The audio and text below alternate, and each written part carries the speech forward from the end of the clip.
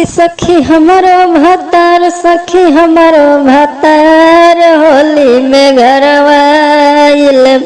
Hello दोस्तों, हमारे साथी आप लोगों के बीच लेके आ गए हैं फिर फुल सॉन्ग होली का बवाल मैटर, पारंपरिक मैटर जैसे समाज में गाया जाता है होली, उस धुन पे लाए हैं लयदारी टाइप का होली सॉन्ग आप लोगों के लिए बहुत बेहतरीन तरीका से। इस बीच हमारे चैनल पर नए हैं तो चैनल कर लीजिए सब्सक्राइब, आग बढ़ जाए सही ले आओ तो हनी बार बार गाना हुआ चैनल सब्सक्राइब कर लो। चलो फिर मिले मुखरा में गा के सुना दे, लेट ना करी कहे कि लम्बा हो जाए वीडियो हुआ, इसलिए आप लोगों को गा के सुना दे। गाना हुआ तो तनी घबरा हाँ तो उतना गाला आवेला ना, ऐसे दिक्कत हो जाला थोड़ा।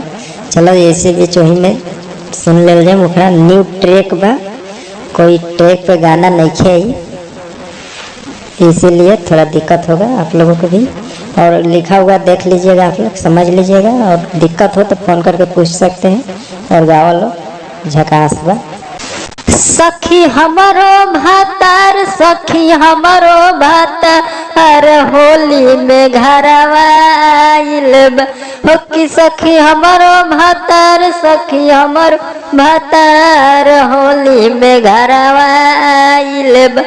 कोयले बच्चों के पिचकारी के धार होली में घरवा आइल बा। सखी हमारो भातार, सखी हमार भातार होली में घरवा आइल बा। ये मुखरा था। आइए अंतरा सुनते हैं। अंतरा भी बहुत प्यारा लिखे हैं। इस बीच हमारे चैनल पर नए हैं तो चैनल को करिए सब्सक्राइब और लाइक और कमेंट करके बताइए कैसा लगा गाना, और इसमें कोरस गवाइएगा तो और बेस्ट लगेगा। सखी हमारो भातार, सखी हमारो भात, उसके बाद कोरस लगेगा हमारो भातार, सखी हमारो भात, ऐसा कोरस गवाइएगा तो बहुत मस्त लगेगा ये गाना। चलिए सुनते हैं, प्यारा है, बहुत आसान है ये भी।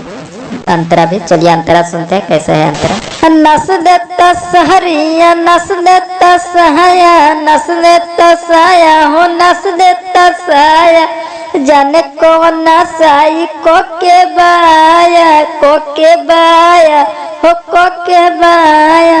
नस देता सारिया, नस देता साया, नस देता साया हो, नस देता साया, जाने कौन नसाई को के बाया, को के बाया हो, को के बाया।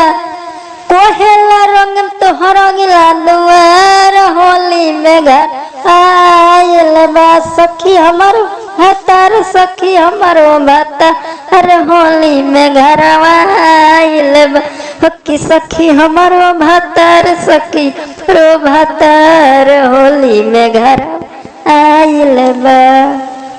ये पहला अंतरा था। आइए दूसरा अंतरा की ओर चलते हैं। दूसरा अंतरा भी बहुत प्यारा लिखे हैं और आप लोग गाइए। फूल है आप लोग के लिए ही है, फूल चढ़ा है। थोड़ा लेट हुआ, गाना खोज रहे थे किस सर्च पे गए, क्योंकि होली के तो बहुत चढ़ा दिए थे, लेकिन आप लोग के मन पसंदीदा ये बहुत बेहतरीन पारंपरिक होली सॉन्ग चढ़ा रहे हैं। इस गाने को बहुत शेयर करिए और हमारे चैनल को सपोर्ट करिए। चलिए सुनते हैं पहला दूसरा अंतरा। नाम वाला अंतरा कैसे है, नाम एक ही जगह है, दोनों आंधी का नाम है वहीं रहेगा, ठीक। चलिए। दिन भर गावे में गावे जोगीरा, गावे जोगीरा हो, गावे जोगीरा।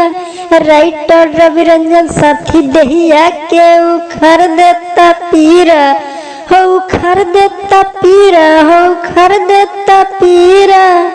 हवे नु मन हूँ बड़का छिनार होली में घरवा आइल बा। सखी हमारो भातार, सखी ओ भातार होली में घर आइल बा। सखी हमारो भात, सखी हमारो भातार होली में घरवा आइल। ये खत्म हो गया अंतरा। मुखरा दोनों अंतरा भी दे दिया आप लोगों के लिए। आप लोग जाइए बढ़िया समझ के गाइए। और ये न्यू ट्रैक है, न्यू कंपोज बनाइए, गाइए, बहुत मस्त लगे। क्योंकि थोड़ा हमारा गाला तो आता नहीं है, इसलिए हम अच्छे से गा नहीं पाते। चलिए फिर मिलेंगे इसी के साथ अगला वीडियो में आप लोगों के साथ। चलिए गुड बाय। हमारे चैनल पर नए हैं तो सब्सक्राइब कर लीजिए।